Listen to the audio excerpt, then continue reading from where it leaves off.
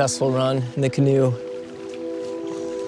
It works great, but the work's not done. Zachary Fowler survived 87 days alone in the Patagonian wilderness on nothing but grit, instinct, and a sacred vow to leave nature exactly as he found it.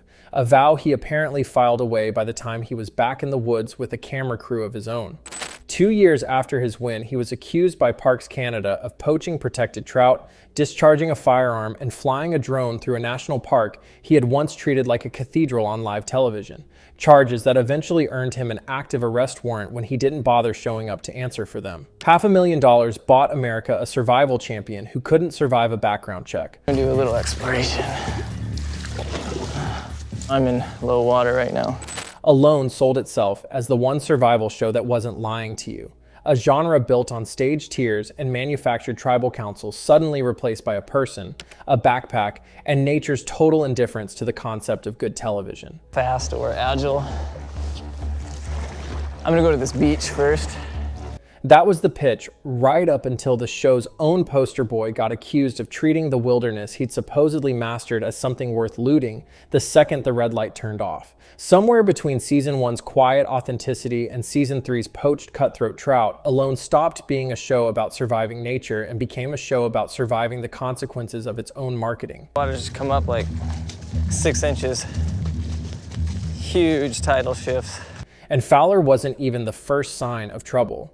That came a full season earlier, when a producer with an idea and a stack of index cards decided the purest survival show on television needed one thing it never had, an origin story built on rejecting everyone else's lies. Alone was born out of pure spite for the genre it belonged to. And some funny currents they're actually doing. By 2015, survival television had curdled into a predictable circus of hidden camera crews, catered lunches disguised as found food, and contestants who somehow always discovered a perfectly placed knife exactly when the plot required one. Left Field Pictures pitched History Channel, something almost insultingly simple for an industry built on cheating. What if nobody helped anyone, ever? Boy, that'll wake you up. Holy Hi. And the cameras belonged to the people risking their lives instead of a crew standing safely off to the side with a cooler. 10 people, dropped alone into remote wilderness, handed a camera kit and 10 items from an approved list of 40. With production reduced to swapping batteries and checking vitals, the bare minimum of intervention a network can get away with, while still insisting on camera that it never intervenes. No safety net, no do-overs. Whoever hadn't quit, been medically pulled, or died trying, walked away with $500,000, and it aired on a network best known for pawn shops and ice truckers. Gear up to shore, walk home wet, but at least I got food. Which somehow made the seriousness land harder, not softer. Season 1 worked precisely because it refused to cheat where every other show in the genre had built its entire business model on faking it. Alan Kay won by eating slugs and seaweed for 56 days and losing over 46 pounds, and the cameras never once cut away to a craft services table waiting just out of frame. Ratings climbed from 1.5 million viewers to over 2 million by the finale, and critics who had written off the genre entirely admitted that this one, unlike everything else on the dial, appeared to be exactly what it claimed. In a long-term survival situation, it's going to come down to your caloric intake and your psychology. That claim became the entire business model, which is always the moment a good idea starts writing checks its future seasons can't cash. Season 3 sent contestants to Patagonia and produced a winner who lost a third of his own body mass on camera, a fact History Channel marketed as proof of authenticity rather than a medical emergency waiting to happen. The show wasn't entertainment anymore. It was a standing rebuttal to an entire genre's credibility problem, delivered by a network that would eventually need its own rebuttal to explain what its champion did the moment the camera stopped. Arguments built on absolutes only need one exception to collapse. This is surreal. I mean, we're here. I'm here, alone in this. And Alone had already spent 3 seasons quietly stacking up contestants who'd go on to prove exactly that. The first crack showed up in season 2, and it showed up in 4 feet of cold water. Jose Martinez, the frontrunner every fan had already crowned in their heads, flipped his canoe while repositioning a gill net, stood up in water that barely reached his knees, and somehow decided this was the exact moment to call in a medical evacuation instead of just walking to shore. The rescue boat arrived with a speed that would embarrass most hospital emergency rooms, and viewers who had spent 2 seasons believing the wilderness was calling the shots started asking, loudly and publicly, why the wilderness suddenly had such a good response time. Nobody ever proved the scene was staged. That didn't stop it from becoming the moment a chunk of the audience stopped taking the show's "we never intervene" promise at face value. Contestants started talking too, and what they said didn't help. Larry Roberts, runner-up in season 2, came out afterward and said the editors had turned him into an angry white guy on television while quietly cutting every scene where he'd actually built something impressive, which is a remarkably efficient way to save money on character development. The show that promised total authenticity was, it turned out, still a show, complete with an editing room deciding who the audience should root against.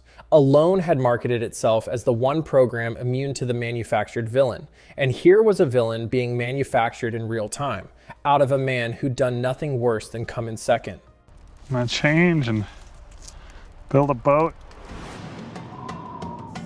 Then came season 3, and Patagonia handed the show its most inspirational winner and its most expensive future embarrassment in the same body. Zachary Fowler outlasted everyone for 87 days, shedding 1/3 of his body weight in the process, and walked away with $500,000 and a permanent slot in every greatest moments montage the network would ever produce. For 2 years, he was the walking advertisement for what Alone claimed to represent, a man who could live inside nature's rules better than anyone else on television. Numerous people die from hypothermic drowning in lakes and in cold water just like this. Then in 2019, he and fellow season 3 alum Greg Ovens decided the wilderness they'd learned to respect on a History Channel paycheck was also a wilderness worth quietly looting for a YouTube paycheck, filming a 30-day survival challenge that involved catching protected cutthroat trout out of Banff National Park, discharging a firearm where discharging a firearm is a crime, and flying a drone through federally protected airspace because apparently nothing in 87 days of solitude had taught either man to read a sign. Parks Canada eventually caught up with both of them, laying 7 charges against Fowler and 6 against Ovens, with fines that could have run past $100,000 each. Ovens pleaded guilty and got hit for $6,000, plus the added humiliation of being ordered to post his own confession to the very YouTube channel that got him caught. Fowler simply didn't show up to court, which earned him an active arrest warrant and, somehow, no noticeable dip in his subscriber count. If that was the show's legal low point, season 8 was its creative one. The Chilcotin area that we're in has an incredible amount of grizzly bears in huge concentrations. After the high of the $1 million 100-day marathon in season 7, Alone limped back to the same province in British Columbia it had already used 3 times, dropped the prize back down to $500,000, and delivered a cast that fans in outdoor forums openly complained wasn't ready for the job. Clay Hayes carried the season on pure competence, which is exactly the kind of thing a producing team leans on when it stopped trying to cast a show and started trying to cash a check. Even old suspicions resurfaced right on schedule. All right, this is what we've got. And we'll put fresh bait on it. With viewers and survival communities recycling the same tired, it's all staged rumor that had been floating around unverified since season 2. Alone had spent 2 seasons insisting the wilderness never lies, and it turned out the fan base remembered that promise a lot longer than the show did.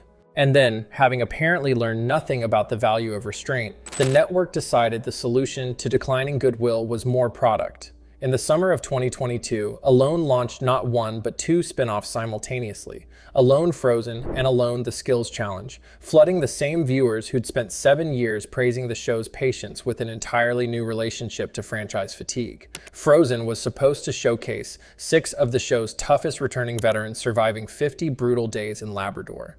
So, this is home. We are here. This is crazy. Instead, 3 episodes in, the field had already collapsed from 6 competitors to 4, and Reddit had already moved on from admiration to open betting on whether anyone would last the distance at all. A show that once earned its reputation by letting contestants suffer in near silence for months at a time had somehow, within 1 summer, turned survival into a spectacle fans were mocking in real time. By the time season 9 and 10 aired, something quieter and more damning had happened than any single scandal. Nobody was bothering to report the ratings anymore.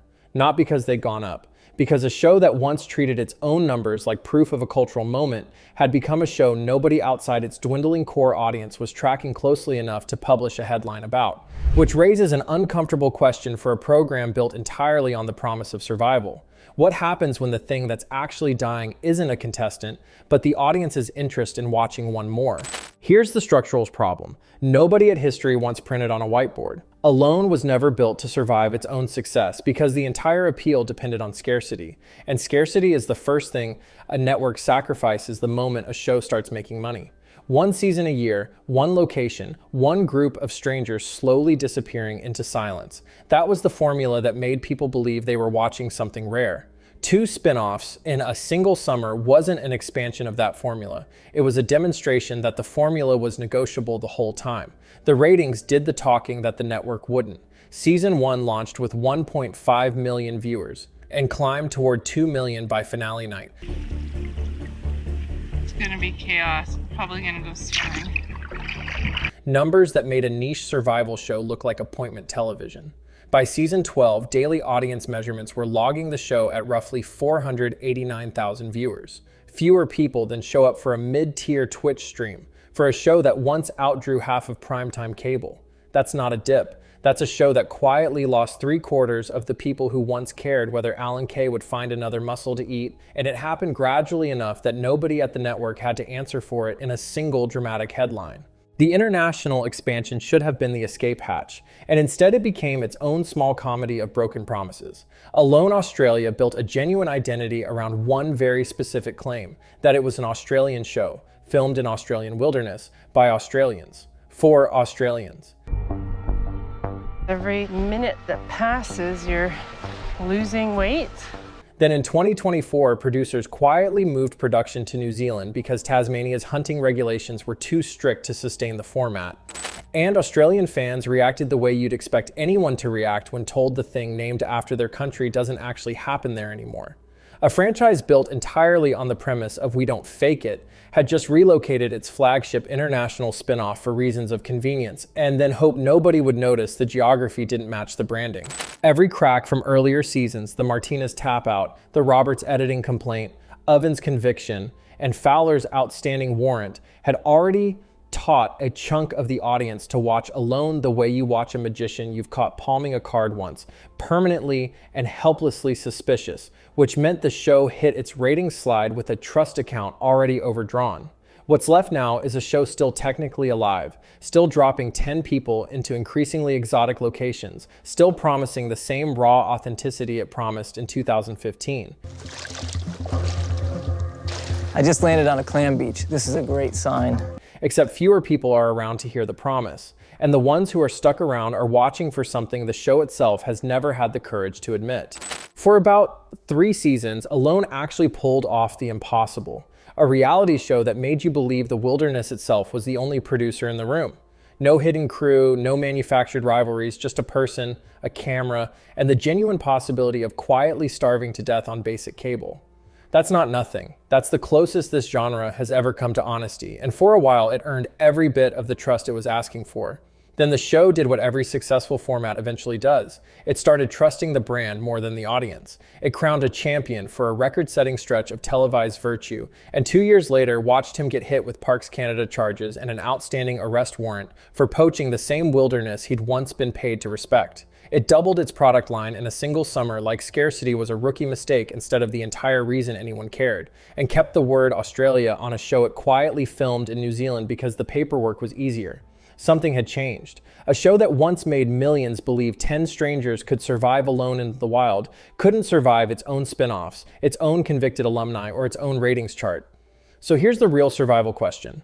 Alone never had the guts to ask on camera, if the last man standing turns out to be an accused poacher with an outstanding warrant, did anybody actually win? Like, subscribe, and tell us which reality show deserves to be dropped in the wilderness next, alone, with no camera crew, and absolutely no way back.